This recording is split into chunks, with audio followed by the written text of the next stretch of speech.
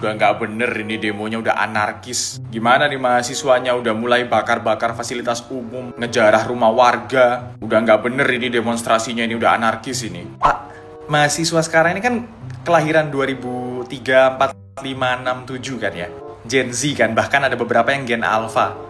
Bapak yakin Pak, generasi semager kita ini keluar malam-malam beli bensin berliter-liter, terus berangkat, tiap orang bawa berjerigen-jerigen gitu, kita nyamperin halte mana kita siramin satu-satu, terus kita bakar gitu, terus kita ikut keliling, nyamperin rumah-rumah warga, ikut ngejarah gitu. Yakin Pak? Kita ngerjain tugasnya minta tolong ChatGPT Pak. Kita disuruh bikin presentasi, kita, halo ChatGPT tolong buatkan saya presentasi tentang ini, jebret.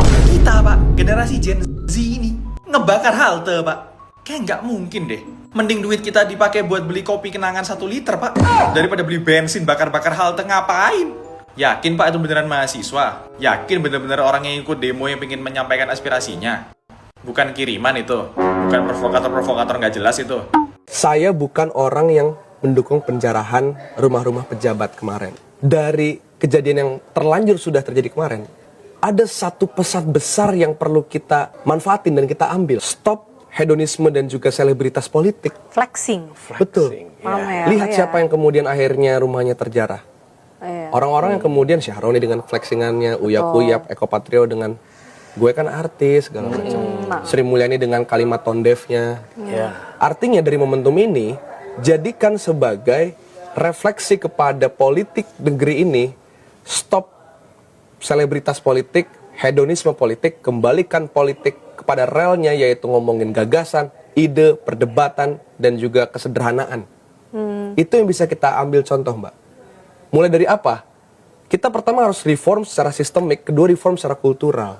Kalau reform secara sistemik, mau nggak mau, mulai dari revisi undang-undang partai politik, revisi undang-undang pemilu, dan juga reform berbagai sistem lainnya. Kalau kulturalnya, mulai dari bagaimana pejabat publik perlu menunjukkan performanya tuh ya betul-betul bukan pencitraan, tapi memang turun debat dengan rakyat. Jadi debat itu bukan agenda yang seremonial. Debat itu memang kegiatan sehari-hari politisi.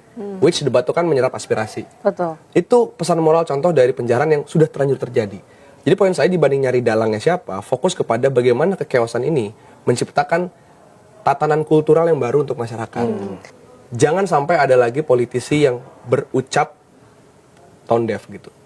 Gaji guru, beban APBN, segala macam. Mobil polisi dihancurin kayak gini. Lu kira polisi jadi nggak punya mobil? Kagak, goblok. Negara malah jadi beli mobil baru. Berapa ratus miliar lagi nanti duit keluar. Halte busway buat dipakai orang miskin rusak. Udah capek demo minta naik UMR. Disuruh bayar pajak lagi, ya miskin lagi. Lo pikir negara rugi? Kagak, goblok. DPR tetap digaji 38 kali UMR. Yang untung malah bisnis toko bangunan karena mereka dapat proyek renovasi. Kontraktor dapat cuan, preman-preman dapat jatah, oknum-oknum makin tajir. DPR tetap digaji ratusan juta. Kita, aduh, duitnya itu potongan gaji lu tiap bulan, duit pajak STNK motor lu tiap tahun, itu duit pajak patungan kita. Lo kira proyek perbaikan fasilitas murah, miliaran itu. Apalagi itu gedung DPR di Makassar, ratusan miliar. Mending ratusan miliarnya buat beli 100 busway baru. Gara-gara lu semua rusak jadi bikin baru lagi tuh halte. Mending ratusan miliarnya buat bikin toilet umum atau buat bikin taman kota yang baru. Bisa buat liburan keluarga lu tiap weekend, hari Minggu, sore-sore. Kalau begini kan malah jadi peralatan polisi baru, tempentungan baru, tameng baru, gas air mata baru, ratusan miliar itu. Mobil polisi baru, nanti beli Ioniq 6 tuh polisi, satu unitnya 1 miliar, dia beli 500, dan 500 miliar mobil baru. Aduh anjing. Kita si miskin ikut demo minta UMR naik 8-10% gara-gara kebawa oknum ngebakar halte buat si miskin pake.